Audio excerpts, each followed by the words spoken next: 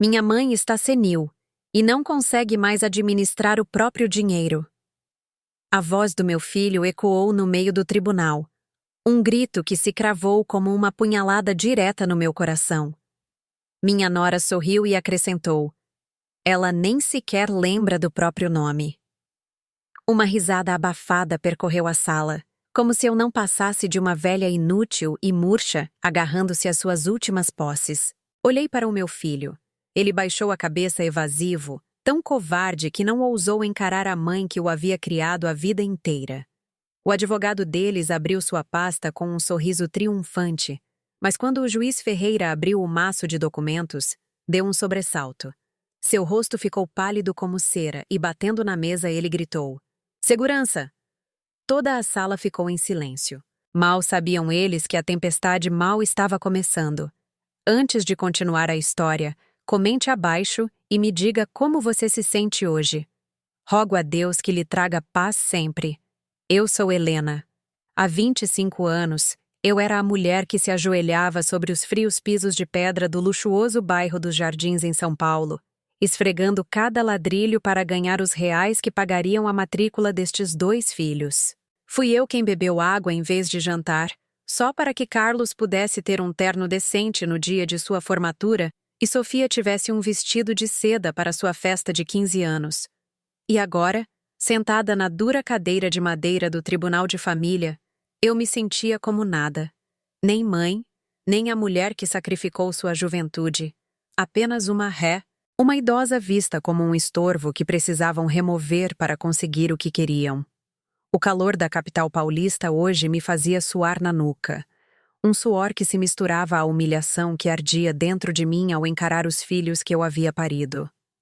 Ali estava Carlos com um terno elegante que provavelmente comprou com minhas economias. Ajustava o relógio de ouro no pulso, com o olhar fixo em seus sapatos de couro lustrosos, sem se atrever a encontrar os olhos da mãe que o viu crescer. Ao lado dele estava Isabela, sua esposa, minha nora de rosto delicado, mas coração de aço. Sorria com desdém, abanando-se com um leque de papel bordado com rosas carmesim, seu olhar desdenhoso percorrendo meus sapatos de tecido gastos, como se visse um monte de lixo perdido em um salão de luxo. No canto da mesa de frente, Sofia, minha filha caçula, a quem um dia eu prezei como uma joia, estava sentada com as pernas cruzadas. Suas unhas, pintadas de um vermelho brilhante, tamborilavam ritmicamente sobre a mesa de madeira. Ela nem sequer se incomodou em me olhar uma vez. O advogado Dr. Siqueira, um homem com um bigode meticulosamente aparado, levantou-se com ar de triunfo. Mostrou fotografias tiradas às escondidas de mim, sentada aturdida no jardim, olhando para os crisântemos murchos. Meritíssimo juiz Ferreira, declamou Siqueira, sua voz carregada de ironia. A senhora Helena, aqui presente, perdeu sua capacidade legal.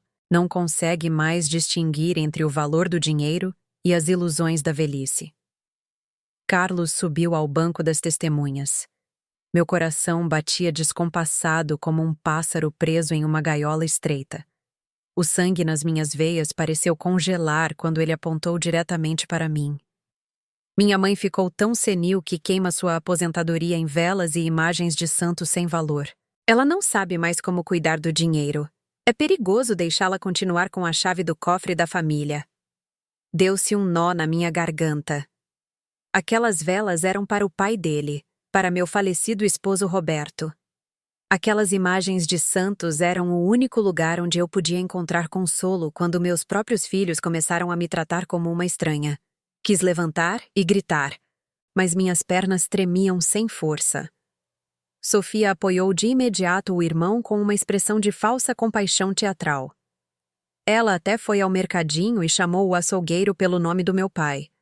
Está tão senil que não lembra mais que o nome dela é Helena, disse Sofia com a voz falsamente trêmula. Ela vive no passado, e isso é um perigo para todos nós. Um burburinho percorreu a sala do tribunal, acompanhado de balançar de cabeça em desaprovação. O público me olhava como uma velha louca, um fardo social que precisava ser eliminado. o doutor Siqueira arrematou levantando um atestado médico falso com um carimbo vermelho brilhante, exigindo que o tribunal me despojasse imediatamente dos meus direitos de administração de bens. Enquanto o tribunal deliberava, Isabela inclinou-se para Carlos, sussurrando, mas garantindo que eu pudesse ouvi-la. Anda logo! Manda essa velha inútil para um asilo para não estorvar. Temos que demolir aquela casa para construir uma piscina para as crianças. Carlos virou-se para me encarar. Uma hesitação cruzou seus olhos, mas foi rapidamente substituída por uma expressão de fraqueza egoísta. Ele murmurou: Mãe, não torne isso mais difícil para mim. Aceite a realidade. É o melhor para todos. O melhor para todos? Ou o melhor para os bolsos gananciosos dos meus filhos? Senti uma corrente gelada percorrer minhas costas. Todo o meu sacrifício ao longo dos anos só me havia rendido esta traição definitiva. O juiz Ferreira, sentado em sua tribuna, limpou seus óculos grossos e pegou o expediente financeiro que meus filhos acabavam de apresentar. O silêncio era tão profundo que se podia ouvir o ranger do ventilador de teto. Sua mão, que folheava as páginas, parou de repente. Seus olhos se semicerraram com suspeita ao olhar uma página intercalada. Uma página que Carlos e Sofia, em seu excesso de confiança, provavelmente não se deram ao trabalho de revisar a fundo. A expressão do juiz Ferreira mudou drasticamente. De uma compostura severa, seu rosto passou para uma palidez mortal e depois para um vermelho intenso de raiva. Ele olhou fixamente para Carlos e Sofia, como se visse dois demônios se materializando diante dele. Bateu na mesa de madeira com a mão, fazendo todos se assustarem. O juiz Ferreira levantou-se de um salto, seu dedo trêmulo de indignação, apontando para a porta principal. Não olhava mais para o expediente, mas diretamente para meus filhos ingratos. Carlos perdeu a cor do rosto. Sofia deixou cair o celular no chão, e Isabela ficou petrificada com o leque ainda aberto. Eles não sabiam, não tinham ideia de que o que acabavam de apresentar ao tribunal era a prova que condenava seus próprios crimes. E também não sabiam que esta mãe senil havia preparado um plano que nem em seus piores pesadelos poderiam ter imaginado. Lentamente, endireitei as costas, secando a última lágrima da minha bochecha enrugada. No meu coração já não havia dor, mas uma frieza aterradora. Se um dia você fosse traído pelos mesmos filhos que criou com tanto esforço, você se levantaria para lutar por si mesmo ou sofreria em silêncio pelo bem do amor familiar? Conte-me as histórias da sua família. Estou disposta a ouvir com todo o meu coração, mas antes que você saiba por que ele parou naquela página, deixe-me voltar a esta manhã. Capítulo 2. Lembro-me desta manhã, antes de chegar ao tribunal.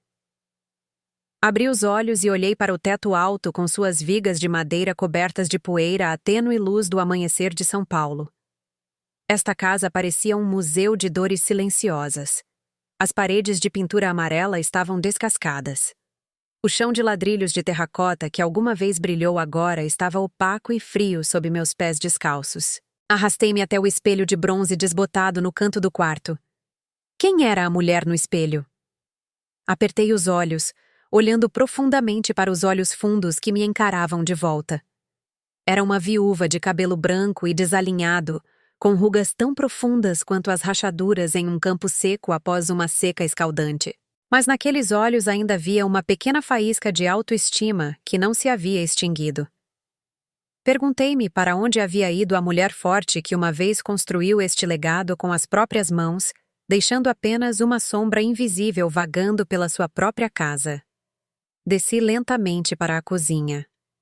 O cheiro de umidade das paredes caiadas misturava-se com o ar rarefeito da manhã, oprimindo meu peito. Coloquei a amassada chaleira de alumínio no fogão, minhas mãos trêmulas derramando água quente para preparar uma xícara de café preto ralo. Não havia mais o aroma rico do café de coador com especiarias como antes. Agora, só restava o sabor amargo da solidão. Sentei-me à longa mesa de jantar com espaço para 10. Antigamente, este lugar estava sempre cheio de risos, o tilintar dos pratos e o aroma delicioso de pão de queijo recém-saído do forno. Agora, sobre a vasta superfície de madeira, Só havia um prato lascado e meu pedaço de pão duro. Os caros móveis italianos reluzentes que Isabela, minha nora, acabara de comprar para substituir os velhos, pareciam fora de lugar e frios. Eram como invasores, empurrando-me para um canto escuro, tornando-me uma estranha no meu próprio santuário. Levantei-me e passei junto ao altar. O retrato de Roberto, meu falecido esposo, ainda sorria gentilmente através de uma camada de poeira. Ao lado dele, os crisântemos haviam murchado, suas pétalas enegrecidas, porque eu não tinha mais dinheiro para comprar flores frescas. Toquei a moldura fria, um nó na garganta.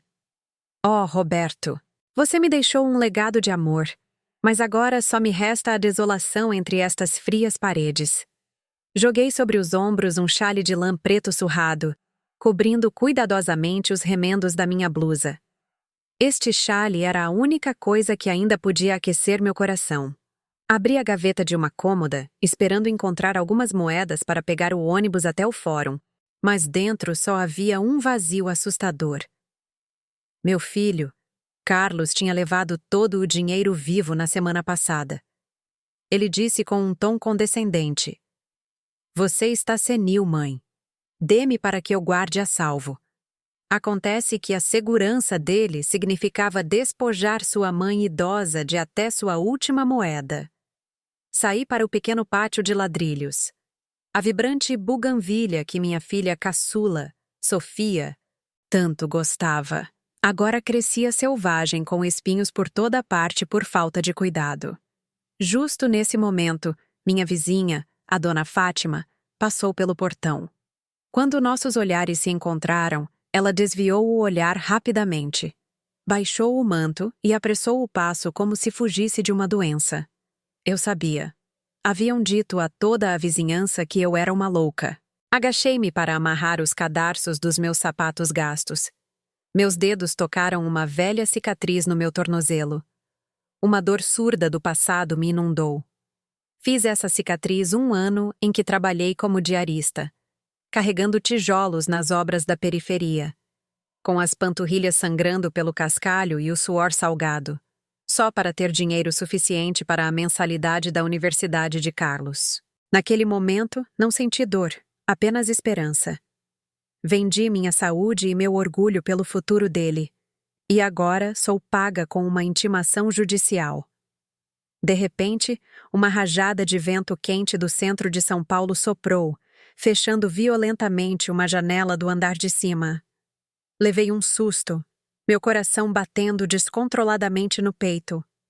Não era apenas medo do barulho, mas medo da crueldade que me esperava na sala do tribunal.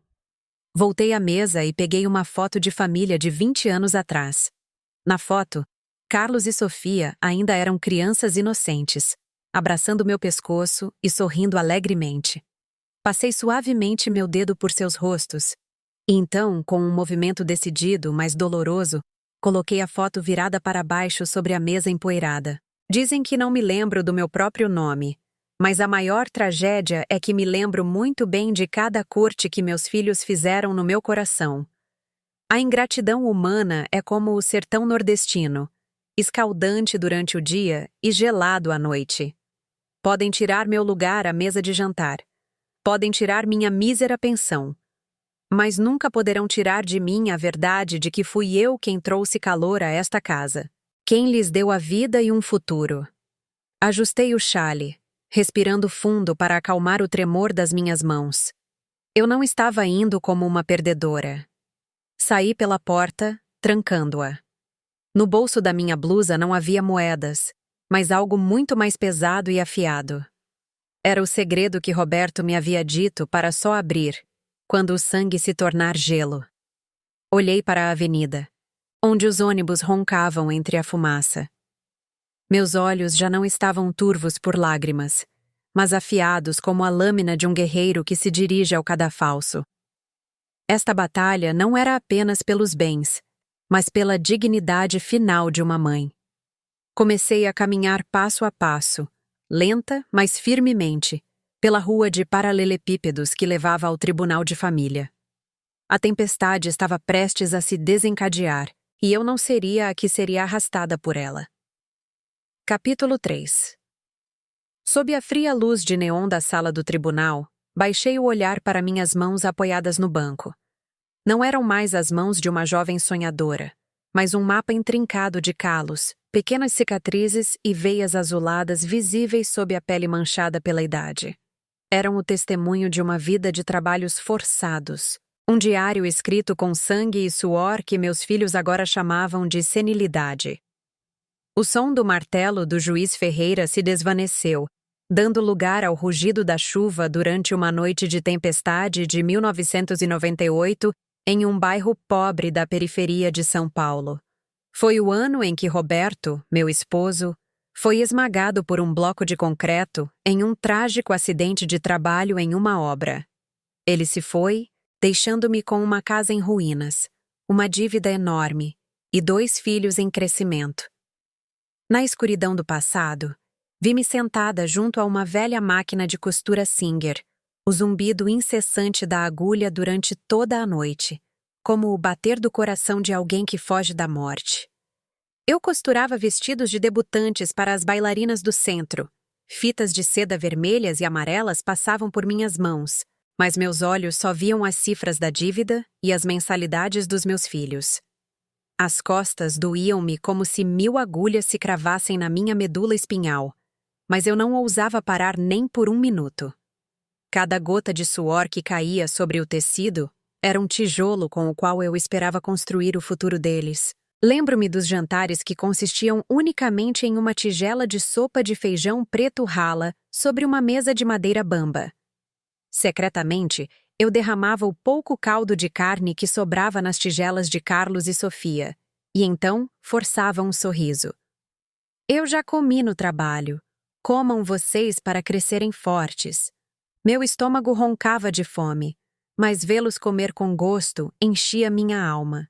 No dia em que Carlos recebeu sua carta de aceitação da Universidade Estadual, ele pulou de alegria.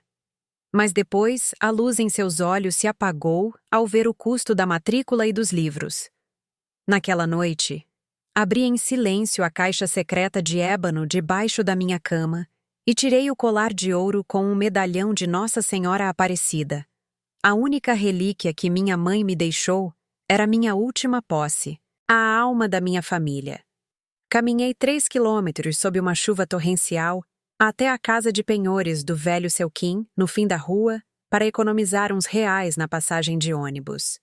A água da chuva misturou-se com as lágrimas salgadas que corriam pelos cantos da minha boca enquanto eu colocava a relíquia na balança. Selquim olhou-me por cima dos seus óculos de leitura, sua voz grave e triste. Helena, esta é uma relíquia de família. Se você a vender, nunca a recuperará.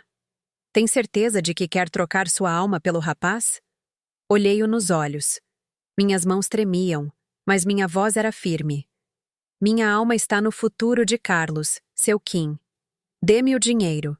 Peguei o maço de notas amassadas embrulhadas em plástico, apertando-o contra meu peito como se fosse minha própria vida. Não me arrependi. Para mim, naquele momento, o futuro de Carlos era a joia mais preciosa que eu podia carregar. A memória passou a uma página ainda mais dolorosa, quando Sofia contraiu uma pneumonia aguda. Para comprar os melhores antibióticos, tive que aceitar horas extras limpando o hospital no turno da noite. Eu me ajoelhei usando estas mesmas mãos para esfregar os pisos mais sujos, fedendo a produtos químicos e doenças. Cada vez que meus joelhos doíam ou minhas mãos rachavam pelo sabão forte, eu ouvia a voz calorosa de Roberto ecoando do vazio. Ele dizia: Helena, não chore mais. Nós somos as raízes nodosas enterradas na terra escura, suportando a escuridão para que nossos filhos possam florescer como flores brilhantes sob o sol. Acreditei nisso. Estava orgulhosa destes calos como se fossem medalhas de uma vida de honestidade e sacrifício. Não me arrependia de ter lhes dado asas. Só doía que usassem essas asas para voar para longe do amor de sua mãe. Levantei o olhar para Carlos. Ele estava ali de pé, ajustando sua luxuosa gravata de seda, soltando acusações cruéis sobre a mãe, demente. De repente, Lembrei-me do Carlos de 10 anos que se agarrou às minhas pernas e chorou ao ver minha mão sangrar, depois que a agulha da máquina de costura a atravessou. Ele havia prometido: quando eu for grande, vou te construir um castelo, e você nunca mais terá que trabalhar.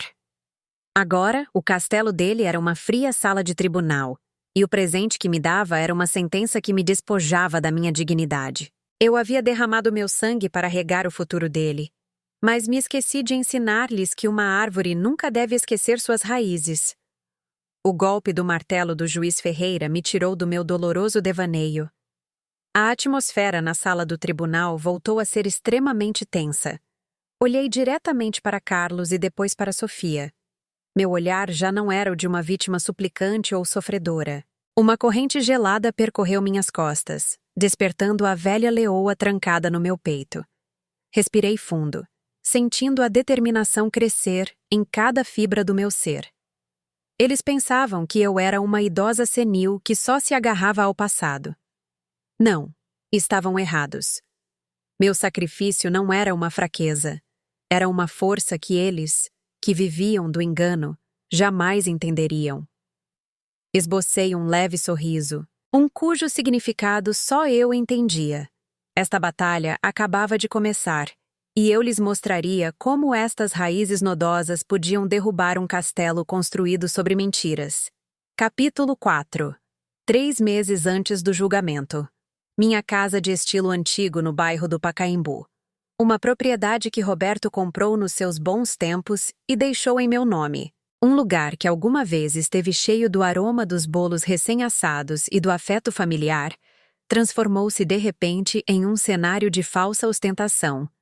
Carlos e Sofia trouxeram abruptamente suas famílias junto com uma equipe de serviçais uniformizados, vinhos importados e elaborados pratos franceses. Converteram a aconchegante cozinha de uma viúva em um frio ateliê de processamento, onde de repente eu me tornei uma estranha, uma mancha no luxuoso tapete de veludo que acabavam de estender. Eu havia me levantado ao amanhecer para preparar pessoalmente um moqueca de camarão tradicional, esperando que o aroma familiar despertasse um pouco do amor que restava nos corações de meus filhos. Mas quando Isabela, a esposa de Carlos, entrou na cozinha com seus saltos agulha retinindo no chão de ladrilhos de terracota, ela enrugou o nariz como se tivesse acabado de entrar em um lixo. Isabela usou 2 dedos perfeitamente cuidados para pinçar o velho avental que eu usava e o jogou em um canto sem hesitar. Ai, meu Deus! Esse cheiro de especiarias baratas vai impregnar meu vestido de grife de 20 mil reais. Ela me disse: Dona Helena, da próxima vez, por favor, fique no seu quarto e não suje mais esta cozinha, viu? Fiquei gelada. Minhas mãos, ainda cobertas de farinha, começaram a tremer. Carlos estava na porta. Viu tudo, ouviu tudo, mas em vez de defender sua mãe, ele apenas olhou para o avental no chão e se virou para ajeitar o colarinho da camisa de sua esposa.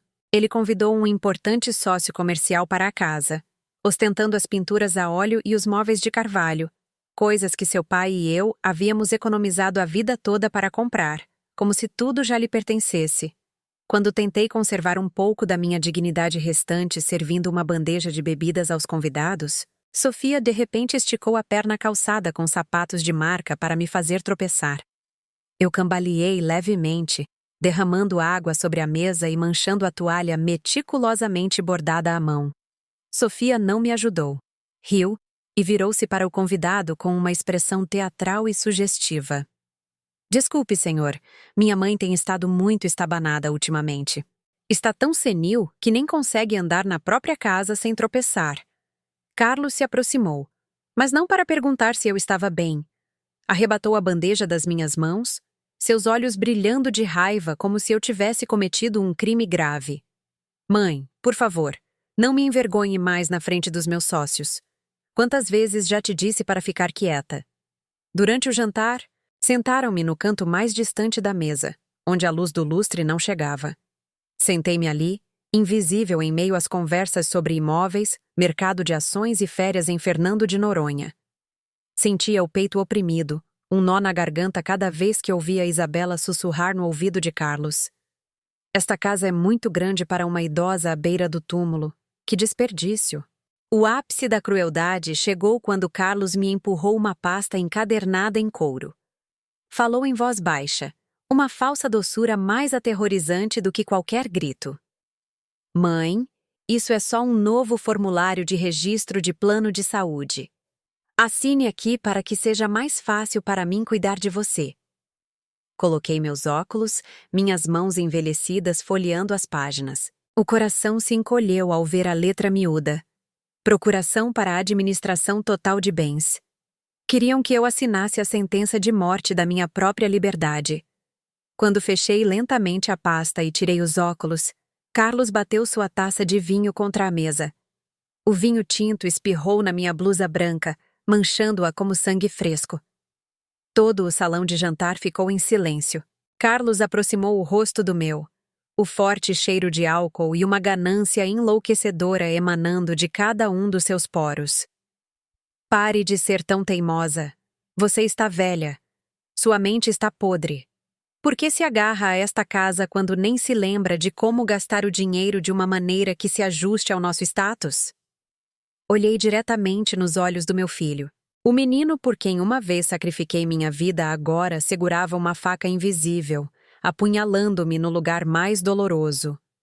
Hoje, eles não só derramaram vinho na minha blusa, eles derramaram o fim do nosso laço familiar. Não chorei. Minhas lágrimas haviam secado no momento em que vi a frieza nos olhos deles.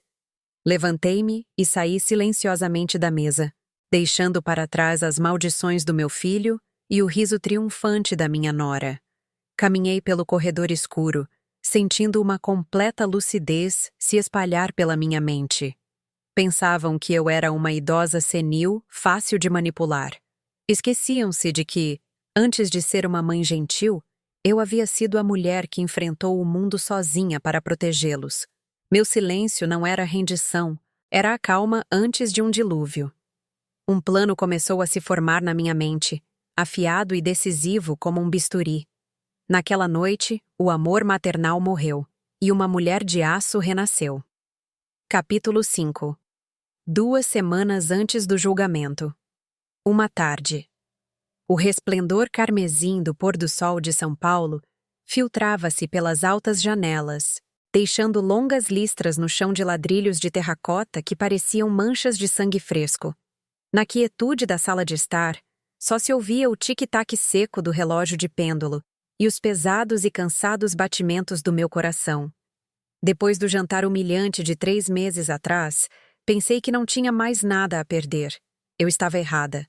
Não sentia mais dor, porque meu coração realmente havia se tornado pedra. Eu estava ajoelhada junto ao altar, minhas mãos finas e trêmulas limpando a poeira do vidro que cobria o retrato de Roberto. Meu Roberto ainda sorria gentilmente. Seus olhos pareciam me consolar em meio a esta tempestade, mas essa breve paz foi estilhaçada por um ruído pavoroso. A pesada porta de carvalho foi empurrada com força, batendo na parede com um som estrondoso que ecoou por toda a velha casa. Carlos e Sofia entraram, sua atitude agressiva como a de cobradores de dívidas. Atrás deles iam 2 homens corpulentos de rosto impassível com uniformes de uma empresa de mudanças, carregando grandes caixas de papelão cinzentas. Antes que eu pudesse me levantar, Isabela passou por mim como um espectro malévolo. Nem sequer me olhou uma vez. Seus olhos gananciosos apenas percorreram a área do altar, o lugar mais sagrado, a alma desta casa. Ela apontou para as vasilhas de louça de cerâmica marajoara e as velas de cera de abelha, ordenando com uma voz autoritária e arrogante que cheirava a dinheiro. Limpem este monte de lixo supersticioso. Meu marido precisa de espaço para o novo sofá de couro italiano importado. Estas coisas empoeiradas arruinam o ambiente luxuoso da casa. Um homem brusco varreu do chão os crisântemos secos. O som das velas de cera de abelha sendo esmagadas por sapatos de couro soou como ossos humanos sendo triturados. Corri para a frente, estendendo os braços para proteger o incensário e o retrato de Roberto, meu olhar suplicante dirigido a Carlos, o filho que eu havia criado com minha própria carne e sangue. Carlos, meu filho, você vê o que estão fazendo? Este é o altar do seu pai. o lugar mais sagrado da nossa família. Carlos não me olhou.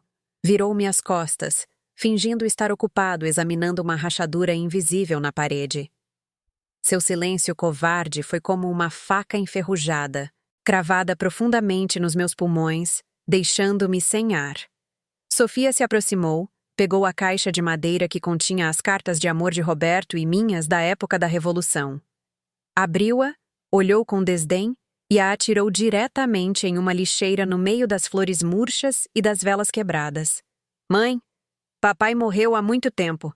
Essas coisas só te deixam mais senil, disse Sofia com uma mentira descarada e um sorriso venenoso. Tremendo, peguei a caixa, apertando-a contra meu peito. As lágrimas corriam por minhas bochechas enrugadas, mas não consegui pronunciar palavra pela injustiça avassaladora. Naquele momento, olhei para Carlos, não como meu filho, mas como um estranho que carregava o sangue do meu esposo, alguém que havia vendido sua alma. Isabela se aproximou e puxou bruscamente a toalha de mesa bordada à mão. A única relíquia que minha mãe me deixou. O incensário e o retrato de Roberto deslizaram, batendo na borda de uma mesa de cerâmica antes de caírem tortos no chão. Ela se inclinou, aproximando o rosto do meu. O perfume caro avassalador sufocando completamente o puro aroma do incenso. Por que você se agarra a este monte de memórias podres? Você é como esta casa, apenas uma ruína que se interpõe no caminho do nosso futuro brilhante. Olhei para Carlos pela última vez, esperando encontrar um vislumbre de humanidade em seus olhos, mas ele se virou. Seu rosto inexpressivo, seu olhar cruel e extremamente estranho. Mãe, papai morreu há muito tempo. Pare de usar os mortos para manipular os vivos. Você é só um fardo para o meu futuro. Assine os papéis ou vão te botar na rua com este monte de lixo. Algo se quebrou dentro do meu peito. Não meu coração. Meu coração havia morrido há muito tempo, mas o último fio de amor maternal ao qual eu havia me agarrado durante tantos anos. Parei de chorar no mesmo instante. O choque se desvaneceu, substituído por um vazio. E, finalmente, por uma frieza afiada como uma lâmina de obsidiana.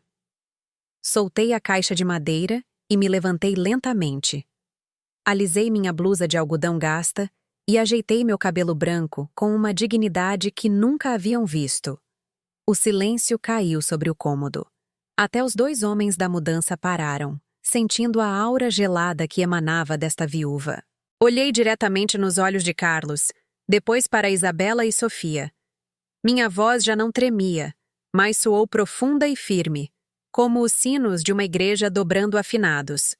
Muito bem, levem tudo. Mas lembrem-se bem da posição de cada objeto hoje, porque nunca mais terão a oportunidade de tocá-los. Virei-me e caminhei em direção ao meu quarto. Sem olhar para trás para o caos, minha respiração se tornou lenta e terrivelmente constante. Cada passo que eu dava sobre o chão de ladrilhos de terracota era um juramento diante de Deus e do espírito de Roberto. A mãe deles morreu naquela noite, em meio aos crisântemos pisoteados e à honra manchada, e a que estava prestes a se levantar daquelas cinzas não conheceria a misericórdia. A batalha não começaria com gritos, mas com um silêncio mortal. Meus filhos haviam escolhido me descartar como uma ruína, então deviam se preparar para ver como essa ruína desabaria sobre suas cabeças. A porta do meu quarto se fechou, cortando sua ruidosa ganância. Na escuridão, meus olhos brilhavam com uma fria convicção. A justiça de uma mãe chegaria e seria mais impiedosa do que qualquer veredito judicial. Capítulo 6. Naquela noite, toda a cidade de São Paulo parecia mergulhada em um silêncio inquietante, só quebrado pelo assobio do vento entre as folhas dos jacarandás da Rua do Pacaembu. Fiquei sozinha em frente à janela de persianas do antigo escritório, olhando minha sombra projetada no vidro escuro. Na noite anterior, a mãe bondosa, que uma vez suplicou a piedade de seus filhos, havia morrido de verdade entre as ruínas do altar ancestral. Nesta manhã, a mulher que exigia justiça havia acordado com um coração forjado no fogo da traição. Esperei até que o som dos motores dos carros de Carlos e Sofia se desvaneceu por completo, deixando a casa em sua familiar solidão. Só então introduzi a chave na fechadura do escritório que estivera selado pelas lembranças durante os últimos 10 anos. O escritório de Roberto. A porta se abriu com um ranger seco. O cômodo cheirava a papel velho, ao tabaco do cachimbo de madeira que ainda descansava sobre a escrivaninha e ao cheiro do próprio tempo. Não acendi a luz. A fria luz da lua entrava pela fresta da porta, o suficiente para ver a pintura a óleo de uma revolta histórica pendurada na parede. No quadro, os soldados seguravam rifles com os olhos ardendo de determinação. Roberto sempre dizia: Helena, no sangue de nós brasileiros, a justiça sempre é mais valiosa do que a vida. Aproximei-me do quadro, minhas mãos finas, mas agora sem o menor tremor.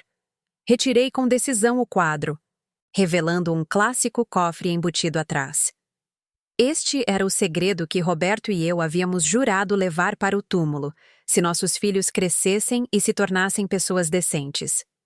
Infelizmente, eles haviam escolhido cavar a sepultura do seu próprio afeto familiar. Apoiei a orelha na porta do cofre, sentindo a vibração das engrenagens mecânicas. 3 voltas para a esquerda, 2 para a direita e uma última volta para o 0. 24 de outubro, o dia do nosso casamento. A pesada porta de aço se abriu, liberando uma rajada de ar frio no meu rosto. Dentro não havia ouro nem colares de pérolas brilhantes. O que havia era uma pasta de couro de cor vermelho intenso, do mesmo vermelho que o sangue dos que caíram pela honra. Junto a ela, uma garrafa de cachaça de alambique envelhecida, o licor forte e potente de Minas Gerais que Roberto só bebia nas ocasiões mais importantes. Servi um copo de cachaça, observando o líquido claro ondular sob a luz da vela que acabara de acender. Bebi de um só gole. O sabor picante e o cheiro de fumaça subiram pelo meu nariz, queimando o último vestígio de fraqueza nas minhas veias, despertando a velha leoa que dormia sob minha blusa de algodão gasta. Folheei as páginas dos documentos. Estas eram minhas armas. O certificado de propriedade de um fundo fiduciário secreto na Suíça, com o qual Carlos nunca havia sonhado. Um codicilo do testamento que continha uma cláusula de ingratidão. Um testamento que, com apenas minha confirmação da deslealdade de meus filhos, revogaria imediatamente toda a herança. E, por último, uma lista de propriedades e ações que Roberto havia comprado discretamente em meu nome décadas atrás. Meus olhos percorreram a fria linguagem legal. Cada palavra já não era tinta sobre papel, mas balas que eu carregaria na arma da justiça. É hora de limpar o lixo da minha casa, sussurrei. Minha voz ressoando no cômodo vazio, tão firme quanto uma sentença. Peguei o telefone de mesa empoeirado e disquei um número que havia memorizado no meu subconsciente durante 10 anos. A chamada foi atendida no segundo toque. Olá, Dr. Miguel, disse minha voz grave e decisiva. Helena, é você? A voz anciã, mas autoritária, do advogado Dr. Miguel Antunes, soou, revelando surpresa misturada com expectativa. Tenho esperado por esta ligação desde o dia em que Roberto faleceu. Miguel, eu pretendia levar este segredo para o túmulo, mas não me deram a oportunidade de ser uma mãe decente. Pisaram no altar de Roberto. Me chamaram de ruína. Apertei a pasta vermelha na minha mão. A paciência é a dignidade de uma mãe, mas o castigo é a última lição que devo lhes ensinar. Eu entendo, Helena. O que quer que eu faça? Olhei fixamente para meu reflexo no vidro escuro da janela. Já não via uma idosa senil e patética.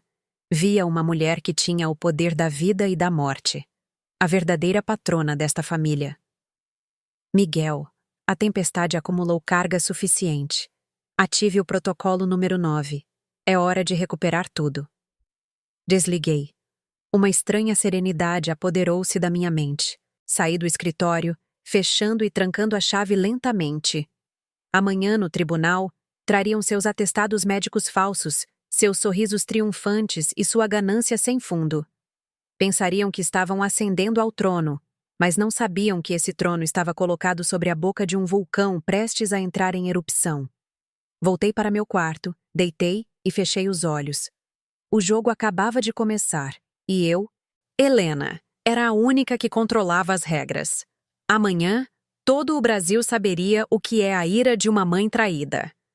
Continua até o final com as adaptações de nome e local já estabelecidas, garantindo a fluidez do português e a manutenção da coerência. Juiz Morales. Juiz Ferreira. Ciudad de México. São Paulo. Capital Paulista. Abogado Castillo. Doutor Siqueira. Abogado Miguel. Doutor Miguel Antunes, etc. Carlos ficou gelado, dando-se conta de que o coração da mãe, que sempre pensou ser fácil de controlar, agora havia se convertido em aço frio. A multidão de vizinhos começou a apontar. As pessoas que Isabela havia desprezado, aqueles que tinham ouvido que eu era uma idosa louca, agora os olhavam com uma mistura de desprezo e amarga satisfação. A honra da família que Roberto e eu havíamos construído com tanto esmero havia sido manchada por eles, e agora era o momento de pagarem perante toda a comunidade. Olhei para eles pela última vez. O sentimento de satisfação se desvaneceu, deixando apenas uma estranha serenidade. Tirei do meu bolso um lenço branco impecável, o que usei para limpar o retrato de Roberto na noite anterior. Eu o atirei suavemente onde Carlos estava ajoelhado. O lenço branco caiu na poça de lama, escurecendo lentamente e afundando, uma metáfora cruel de suas almas. Eles não se enganaram, simplesmente calcularam bem demais, mas se esqueceram de levar em conta que uma pessoa misericordiosa também sabe usar uma faca quando está encurralada. Lembrem-se disso. A justiça pode chegar tarde, mas sempre sabe a direção exata dos traidores. Virei-me para o Dr. Miguel Antunes e assenti levemente. Um forte estrondo soou quando o imponente portão de ferro negro se fechou, separando meu mundo da sujeira que chorava sob a chuva. O som seco da corrente ao ser fechada pôs fim à presença deles na minha vida para sempre. Virei-me e entrei na casa, observando como os empregados começavam a limpar os restos de móveis.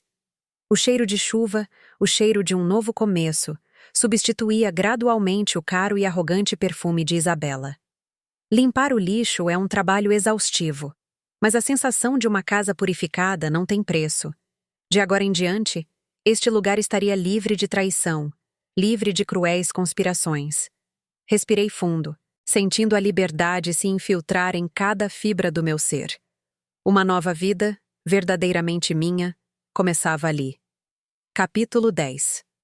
Passou-se uma semana desde que a tempestade varreu o tribunal. Esta manhã, acordei quando os primeiros raios de sol da capital paulista começaram a dançar sobre a parede amarela da velha casa. Estiquei-me e caminhei lentamente até a janela de carvalho do meu quarto, que havia sido polida novamente. Ao abrir a janela, uma rajada de ar fresco e estranhamente puro encheu meus pulmões. Trazia o aroma da terra úmida depois da chuva da noite anterior, o cheiro de grama recém-cortada e a doce fragrância dos jasmins em flor. Respirei fundo, sentindo meu peito tão leve como se tivessem me tirado uma pedra de 1000 kg que havia me pesado por décadas. Não mais o sabor amargo do ressentimento, não mais a sensação sufocante da traição, apenas serenidade. Uma serenidade que tive que comprar com sangue e lágrimas. Saí do meu quarto e caminhei pelo longo corredor de ladrilhos de terracota. A casa estava diferente agora. Os ostentosos sofás de couro italiano importado, os móveis chamativos que Isabela havia trazido para ostentar sua falsa riqueza. Tudo havia desaparecido. Em seu lugar havia móveis de madeira rústica, coloridos tapetes de tear e vasos de cerâmica do Nordeste cheios de vida. A casa não era mais um palco para conspirações. Havia se tornado novamente um lar acolhedor, humilde e cheio do alento das lembranças. Parei em frente ao altar. Havia passado o dia anterior inteiro restaurando-o ao seu máximo esplendor. Buquês de crisântemos amarelos, que no Brasil frequentemente simbolizam a saudade e a paz eterna, rodeavam o retrato de Roberto.